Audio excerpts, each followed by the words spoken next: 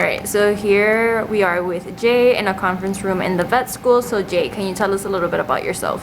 Hi everyone, my name is Jay Ortiz. I am a second year PhD student in the Immunology Graduate Group, or IGG, here at Penn Medicine.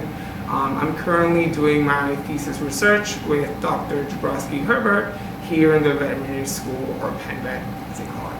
Thank you. And so can you tell us why you chose Penn? Penn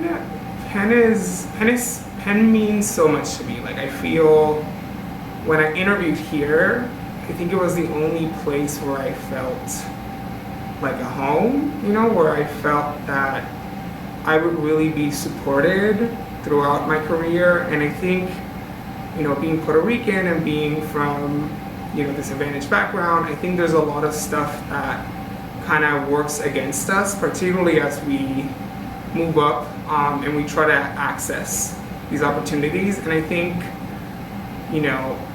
Penn was the only school, and particularly BGS, and even more so like the Immunology Graduate Group, where I felt like, or I had the hint that my voice would be heard and I would be able to thrive.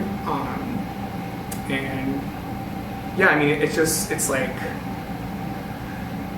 I'm just so happy to be here. Like, it's hard, it's rough. Every PhD is hard and rough, but I think they really do a really good job here to support us, to help us, and just to let us become the best versions of ourselves, and just get a PhD and just rise up and keep going.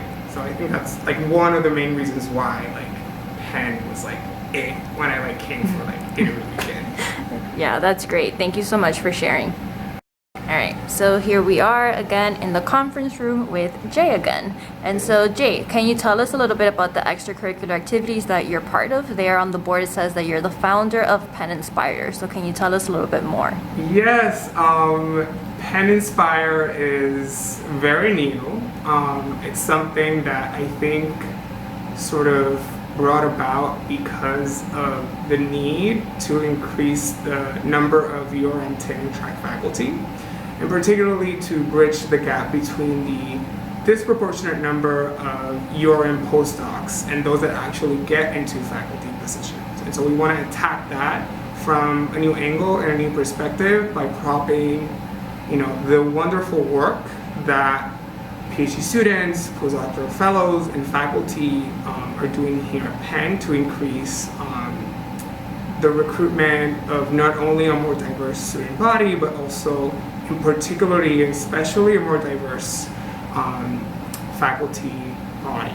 And so, we're very new, and we're very excited for what Inspire will accomplish. I think when we're ready, we'll let you guys know, but just stay tuned. I think it's gonna be this sort of web that ties all of the great work that a lot of student organizations here at Penn are doing. And so we're sort of building our team before we kind of reach out to you guys. So I think that's something that you guys, when you come to Penn, can be a member of, or just reach out. I'm more than happy to answer questions. Just reach out through any of email, social media, whatever.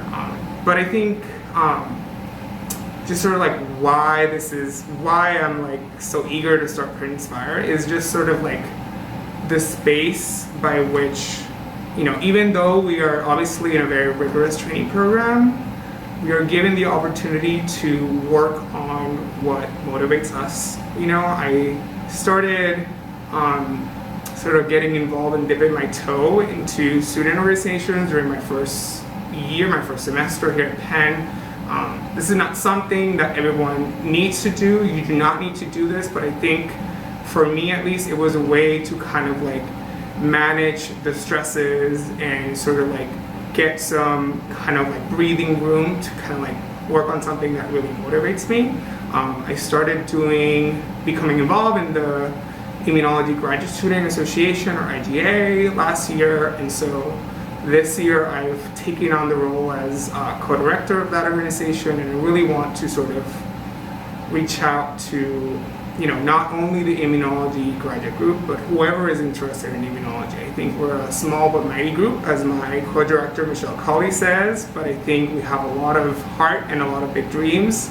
And so through that, I've sort of like thought about ways in which I can be more productive and very intentional in the way that I, join these organizations. And so one thing with the COVID pandemic is sort of I saw this problem of like, how are we going to welcome the incoming class? How are we going to make them feel integrated into our student body? And so to kind of address that, in the summer, this summer, yes, the summer of 2020. A summer. Yes. My bad. It's like, it just feels like 10 years Yeah. have passed. So in the summer of 2020, to sort of address this need to kind of integrate students into our community, even, that we knew that it was going to be a little bit more difficult and things were going to be more virtual, I started the IGG mentorship initiative, to basically like pair incoming first year students with student mentors within IGG, both second year students and also an upperclassmen, so they get a really good perspective, and they get a buddy to like talk about grad school and like ask their questions without any sort of faculty intervention or influence. And it's going so well. I mean, I know that I think there's just a lot going on, and there's a lot of things we can do better, but at least I'm very happy when I hear from the first years and they're like, oh my God, I'm so excited, like I'm getting, like a distance lunch with my mentor, I'm just like going out, like I'm like, sort of interacting with my buddies in a new way, and I just feel that's very important, particularly now that like we're just so apart from each other, and the ways in which we can connect are a little bit more limited. And so that's like a summation of what it is that I'm involved. I think it's just a lot of things, but I feel very happy and very empowered to have the opportunity to do so, while also, doing really amazing science here at Penn Vet, and particularly under the mentorship of Dabrowski Herbert, which is basically, he's like one of the only African American faculty members in the IG program, and I think it's a pleasure and an honor to be trained by someone with his experience and capabilities. And I'm so excited to kind of like see what we will work on together for the next couple of years. Yeah, that's awesome. Thank you, Jay. You're doing so much. And one of the great things about these organizations and the initiatives that you are a part of is that basically you're building a community, right? Yes. That students currently as well as in the future will be able to, be a part of, which is great. Yeah, no, this is sort of like coming back to inspire, like why, obviously like student orgs here at Penn do amazing work, but I think there has to be a way in which we can all get into contact with each other, that we can all prop everyone up. We want us to, so that whenever you guys come in next year, you feel like you have a place at Penn and you have a community that you can access, and I think that's something that makes Penn and BDS very unique, is that we're sort of building a culture around inclusivity and inclusion, and that we really want to bring in the best talent, but that they also feel welcomed and happy to be here while they're getting their PhD training. Yeah, thank you so much. All right, Jay, so can you tell us about the resources here in the vet school? Absolutely. I think, the vet school houses a lot of really great research efforts and institutes and departments, and it is a wonderful resource for those that really want to get into, research into microbial and virology and pathogenesis, or immunology, or microbiology. I think it's a really good community that overlaps a lot of different disciplines, and I think in terms of resources, particularly I'm an immunologist, and flow cytometry and microscopy are one of the main tools that I use to answer the questions that I set out to discover. And so we have really amazing flow cytometry facility here in the vet school. That's just in the vet school. They have sorters, They have standard, flow cytometers, and really like the capability of and the breadth of the work that we can do is, I think, limitless to what you can come up with and the questions that you want to answer. And I think we also have a really good microscopy core, and so I think that's another very useful tool for people that want to look at those questions in that particular way. But I really think the best part about Penn Vet is sort of the open door policy of a lot of PIs here.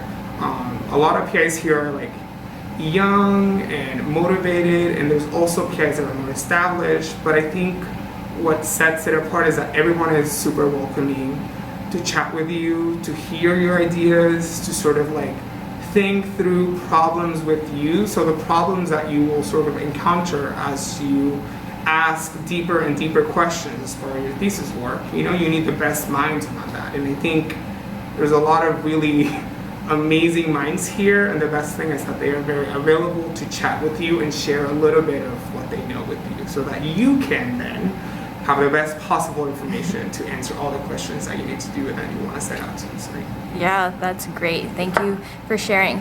So I see a kind of beat up couch over there. Is there a floor dog? Like what? Yes, there's many. So there are many pets around here. Unfortunately, they are not here right now. But yeah.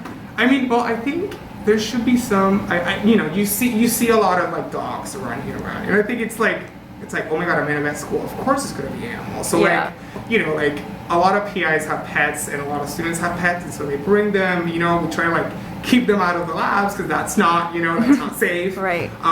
But it's like super nice to be able to like walk around where you're like trying to get ice or like trying to get a reagent, and then like a cute dog is like, can you please pet me? So that's like super nice. And also like, since we're like so close to the actual Penn Vet Hospital, like as you're like walking around, it's like a maze essentially. Like you'll basically interact with like all the veterinarians and the trainees that are like kind of like trying to treat their dogs. So you always will see a happy, smiling face in the hall of the Penn Vet, and I think that's something that it's like awesome and cool and unique about this. Yeah, it's like a I don't know, a mini therapy session whenever you see one of those, probably. Yes, self-care moments yes. all the time. It's wonderful. That's great. Yeah. Well, thank you so much, Jay, for answering all of my questions. Well, I have one final question. What's your favorite thing about Philly? Philly, oh my God, I think it's the people. Like it's just I lived in California before, and I think I was not used to the kind of East Coast mindset, and I think it's just like it's super.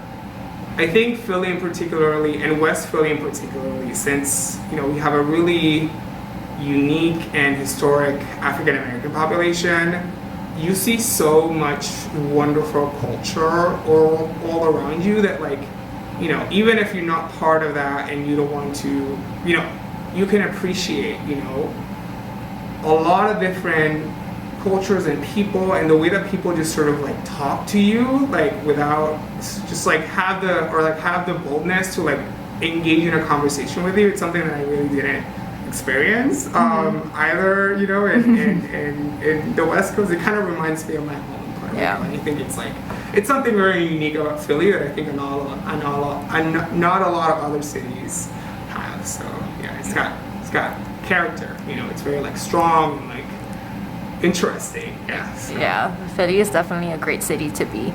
Yes. Yeah. Absolutely.